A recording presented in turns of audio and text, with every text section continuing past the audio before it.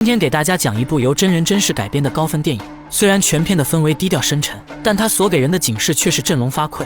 如果没有道德和法律的约束，人性的堕落远比想象的还要可怕。故事发生在1945年二战末期的德国，此时希特勒的疯狂军团已经全面崩溃，整个国家也呈现出了衰败混乱之象。而在这样充满恐惧与迷茫的背景下，男主赫罗德成了万千逃兵中的一员。此刻的他正在拼命狂奔，身后紧跟的是维持战场纪律的宪兵队。眼见目标快速逃进了丛林，领队的军官只好端枪开始射击。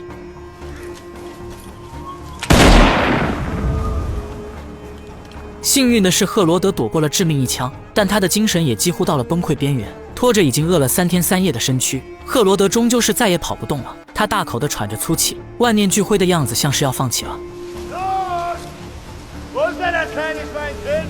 求生的本能让赫罗德强撑身体，然后拼尽最后一丝力气向前攀爬。就在追捕的队伍赶到之前，他顺势躲进了下方的一个树坑中。此时此刻的死神就站在头顶，赫罗德也只好捂住耳朵等待死亡。或许是命不该绝，近在咫尺的队伍没有停留便离开了。这下让赫罗德侥幸逃过魔爪，但也正是这次死里逃生，竟让他成为了日后残忍无比的刽子手。在逃亡的途中，赫罗德遇到了一个奄奄一息的战友，看对方的样子也像一个逃兵，且已经饿得快要死了。为了找寻一些食物充饥，两人趁着夜色潜入了一家农舍。门前的大树上吊着一名逃兵，脖子上的牌子写着“小偷下场”的字样。赫罗德见状不但没有害怕，反倒是猜到这里面肯定有吃的，反正饿死也是死。两人随即冒险闯了进去。很快赫罗德发现了大量鸡蛋，另一名队友则负责盯着农场主，只要地上的男人醒来，他们必须杀掉对方才能逃命。这时贪心的赫罗德想抓走母鸡，却不料还是惊扰了所有家禽。顷刻间事情败露，但队友却在关键时刻掉了链子，他转身跑出谷仓，全然不顾还在危险的赫罗德。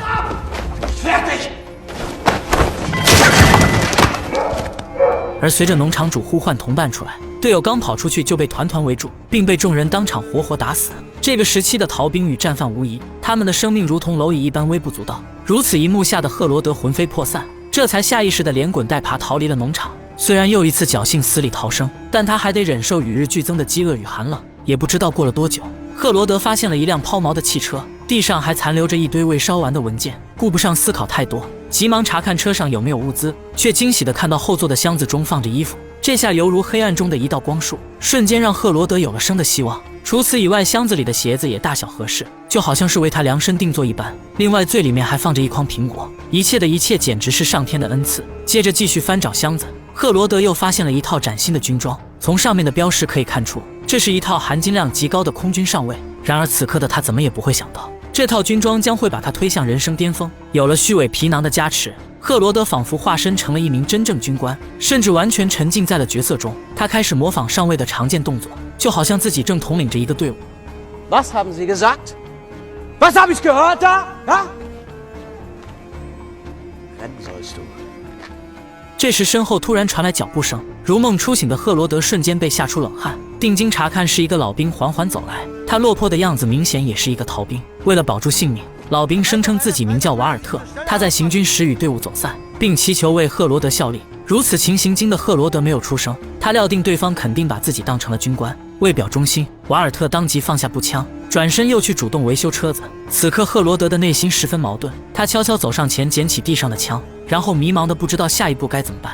很快瓦尔特给出了明确答案，他毕恭毕敬地说已经修好车子，并为赫罗德打开了尊贵的车门。在虚荣心的驱使下，赫罗德佯装让对方交出士兵证，他想试探下自己的权力是否管用。瓦尔特听后赶紧照做，慌乱的样子显然认定了他是上级。这番回应让赫罗德尝到了一丝甜头，随即拿出一个苹果奖给了对方。就这样，一个冒牌上尉正式登场，并将错就错收纳了一名士兵。随后赫罗德淡定地坐上车子，他悄悄地将自己的士兵证塞进口袋，紧接着又把旧衣服迅速丢了出去。从这一刻起，他开始笑了。原本是逃兵的赫罗德摇身一变成了上尉，而这一年他仅仅只有19岁。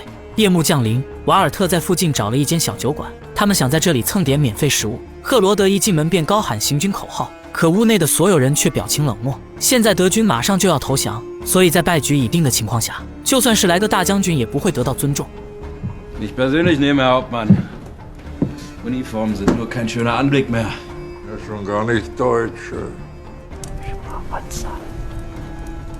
眼见现场的气氛有些尴尬，赫罗德灵机一动坐了下来，然后煞有介事地掏出笔和本子，声称自己是上面过来的元首特派员，还表示自己不是来找麻烦的，而是过来统计民众的损失。如果有哪家被逃兵偷过东西，那么可以立刻上报到他这里，届时经过核实后，国家会给予一定补偿。此话一出，立刻激起了大家的兴趣，所有人纷纷过来找他上报，甚至还有人故意谎报受到了损失。 Keine Pferde.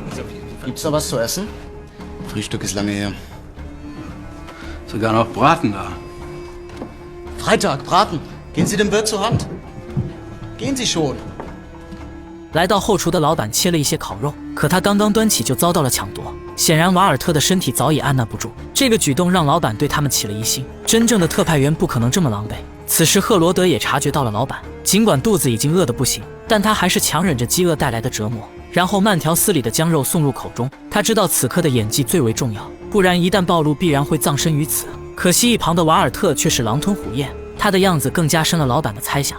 当天晚上，赫罗德听到楼下有人在呼喊自己，来到窗前却看到了惊骇一幕。原来老板抓到了一个偷东西的逃兵，他来这里想请求赫罗德肃清秩序。显而易见，他们的意图是想试探一下赫罗德。对于真正的上尉而言，处理的方式肯定是干净利索。机智过人的赫罗德没有犹豫，他快步上前接过手枪，随即面无表情地击毙了那个逃兵。突如其来的一幕吓坏了旁边的瓦尔特，毕竟他们都是命运相同的可怜人。回到房间，赫罗德坐在床上发呆了很久，从被同胞追杀到如今亲手杀死同胞，这一切的转变皆是这身军装赋予的魔力。凌晨时分，赫罗德担心老板在找什么麻烦，于是趁着夜色悄悄离开了酒馆。为了寻找更多食物，他们漫无目的地一直向前进发，直至发现了一个孤零零的农场。此时农场内已经被3个逃兵占领，他们正在屋内大吃大喝，甚至还逼迫一个老妇人陪着跳舞。等到赫罗德突然闯入，双方立刻掏枪对峙了起来。危急时刻，赫罗德开始表演，这套军装也果真发挥了震慑效果。3个逃兵见状纷纷放下武器，并面向赫罗德呈现立正姿势。其中有个逃兵名叫凯斯，他注意到赫罗德的裤子并不合身，便立刻想到军官的衣服都是量身定做，因此不难判断眼前的这个上尉必然是一个冒牌货。不过凯斯没有当场拆穿，反而主动要求加入对方的麾下。赫罗德听后十分欢喜，当即强装镇定答应下来。如此一来，双方可以得到互补。对于3名逃兵而言，有了这位冒牌上尉的掩护，他们就不再是被追捕的逃兵。对于赫罗德而言，有了新鲜血液的加入，他才能看起来更像是一名军官。第二天一大早，赫罗德搜刮了农场的所有食物，然后带着一群逃兵踏上了征程。在行军途中，他们又遇到了2个落单的炮兵。赫罗德再次发挥精湛演技，靠着一套凭空捏造的言辞，最终成功将他们纳入了自己的麾下。短短几天，原本的小队伍不知不觉中变得壮大。赫罗德也沉浸在这种权力中无法自拔，甚至当有敌军飞机掠过时，他还不忘让炮兵架起武器反击，就好像自己真的是一名空军上尉。不久后，汽车没了燃油，但为了彰显自己的权力，赫罗德命令士兵们在前面拉车，自己则坦然坐在车上逍遥自在。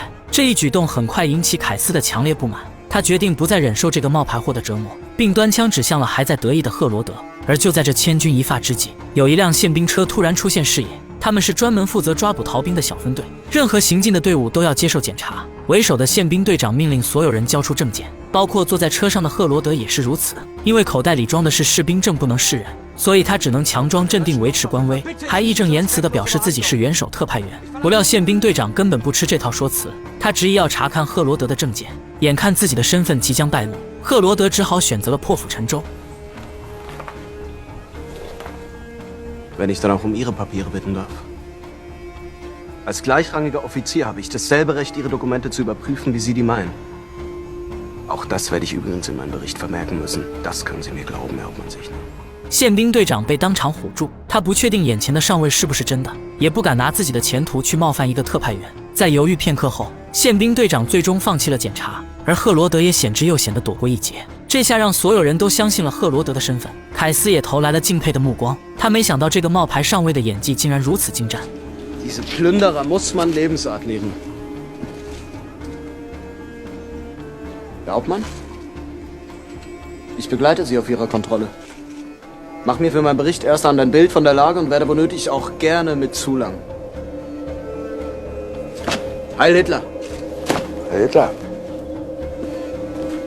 随后，宪兵队长邀请赫罗德参观逃兵营地，也顺便给车子和队伍进行一些补给。然而，让人万万想不到的是，一个熟悉无比的男人径直走了过来。他叫容克上尉，此人正是前几日追捕赫罗德的军官。此刻赫罗德的内心万马奔腾，不过他还是强装镇定，不让自己露出马脚。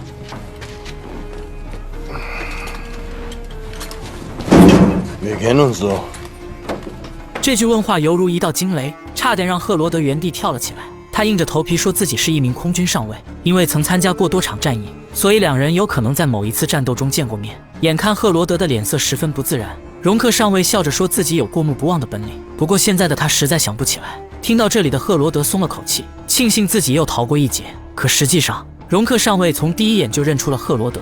待到走进逃兵营地的休息区，容克上尉想请赫罗德喝上一杯，并介绍了这里的冲锋队长舒特给他认识。当得知赫罗德是一名元首特派员，舒特表现得异常兴奋。他诉苦说营地遇到了一个棘手问题，因为收纳的逃兵与日俱增，以至于让整个营地人满为患，大量人力和物力资源全都浪费了。现在上面的军事法庭迟迟不肯过来，所以舒特想让赫罗德直接处置逃兵，毕竟元首特派员的权限几乎通天。赫罗德一听瞬间秒懂，随即顺着话的意思说这是小事，还表示可以授权给舒特，必要时期可以忽略一些正常流程。此番回答让容克上尉非常满意，当场将这里的事务全权交给了舒特。临走时，赫罗德追上容克上尉，他想知道对方有没有想起自己。在沉思了片刻后，容克上尉说自己实在想不起来。显而易见，容克上尉默许了赫罗德的冒牌身份，因为他刚好需要有人为这里的事情背锅。不久后，赫罗德来到牢房查看，他打算审讯这里的逃兵，可映入眼帘的却是一张张绝望面孔。相同命运的共鸣让赫罗德有些恍惚，但好在身边的凯斯十分清醒，他没有言语，对着其中一人就是殴打，甚至直接将对方活活打死。目睹一切的赫罗德不敢再看，转身离开，默许了这种做法。如此残忍行径让逃兵们惊恐万分，而凯斯则趁机搜刮了所有人的财物。看不下去的瓦尔特来到外面，他想请求赫罗德阻止里面的行为，然而赫罗德却冷冷地回答，从这些人变成逃兵的那一刻起，便已经注定了他们就是死人。谈话间，凯斯从里面拖出来一名逃兵，然后进行了惨无人道的鞭打。短短半小时的功夫，凯斯就私自枪杀了5名同胞。他们没有审判之名，但却行着审判之事。如此一幕看得营区的一位主管心惊肉跳，他在这里负责对接军事法庭，自然知道这种行为属于违法违规，随即将此事汇报给直属上级，同时请求核实一下赫罗德元首特派员的身份。稍后时分，上级命令舒特和赫罗德暂停一切审判，他们必须查清赫罗德的身份和权限。毕竟军事法庭一直以来都有着严格规定，为了能让事情继续进行，舒特给管辖这里的大区领袖打了一通电话。在这个特殊时期，人们的内心充满了不安，各个部门之间也是勾心斗角。经过舒特的一番慷慨激昂，大区领袖担心得罪元首特派员，于是将处理意见丢给了盖世太保。就这样，经过层层沟通和施压，最终上级在没有确认信息的情况下，直接将审判权交给了赫罗德，并要求营区的任何人不能干涉。如此这般，赫罗德荒诞又残忍的临时法庭正式成立。为了有效地处理营区的逃兵，舒特让人在一处空地上挖了一个大坑，然后命令几十名逃兵接受他们的终极裁决。逃兵们似乎是意识到了死亡，他们不由自主地唱起了一首悲凉之歌，每一个人都是面如死灰，眼神中充满了绝望。紧接着，所有人被推进坑中，舒特更是使出了连死神都要惧怕的手段。他让炮手驾驶赫罗德的高射炮，然后瞄准了手无寸铁的士兵。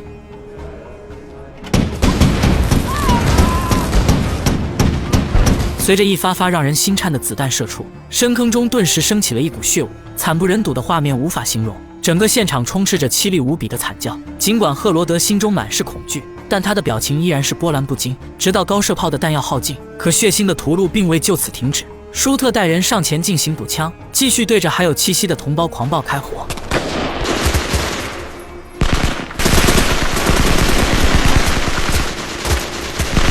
看到这里，也终于明白为什么导演要采用黑白色调的电影胶片，因为如此血腥的场面根本无法正常观看。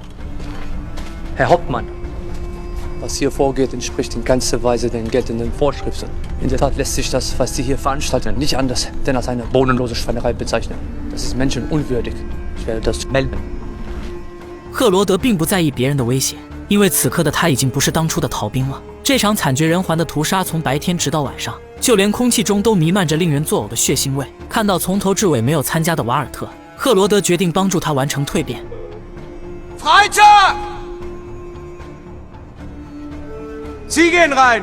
听着微弱的痛苦呻吟，望着无法直视的血色深坑，瓦尔特不得不颤抖着身子跳了下去。他必须服从命令，扣动扳机，不然自己的下场也是如此。随后舒特让人在坑中撒上石灰，他们要马上掩埋这些尸体，防止瘟疫。尽管里面还有部分逃兵尚有气息，但也只能被生生活埋。为了庆祝成功解决了逃兵问题，舒特特意为赫罗德举办了一场庆功宴，整个酒会热闹非凡。一众官兵不但没有感到丝毫内疚，反而个个都显得极度兴奋。逃兵中有2名演员活了下来，只因他们有着一技之长。2人在台上卖命的表演，一度逗得台下的所有人哄堂大笑。期间，赫罗德调侃自己的制服是偷来的，不曾想这句话让舒特笑得更颠。现在不管赫罗德的话是真是假，又有谁会认真思考这些东西呢？在酒精的刺激下，酒足饭饱后的官兵们开始发疯，他们互相拉着扭打在一起，直至从屋内打到了屋外。这种发泄本来只是小打小闹，可很快有人冲进牢房，并任意拉出了几名熟睡的逃兵，接着就是疯狂殴打和肆意虐待。眼见整个现场就要失控，舒特不得不大声制止了他们，可凯斯却置若罔闻，甚至变本加厉，更加猖狂。见此情形的赫罗德只好出手，他举枪朝着旁边开了一枪，而这下才终于结束了这场荒诞暴行。本以为事情会就此打住，但没想到赫罗德却开启了一个恶魔游戏。他将4名逃兵的手绑在一起，然后命令他们立即奔跑。如果1分钟内可以逃出营地，那么赫罗德就给他们自由。伴随着一声刺耳枪响，其中1名逃兵倒在了血泊当中。很显然，赫罗德不可能让他们离开半步。他转身把枪递给1名逃兵，命令他朝着前方的同伴继续射击。很快有1名逃兵中弹身亡，可赫罗德依旧面无表情，冷酷无比。最后他把枪递给另1名逃兵，但这名逃兵的举动却出乎意料。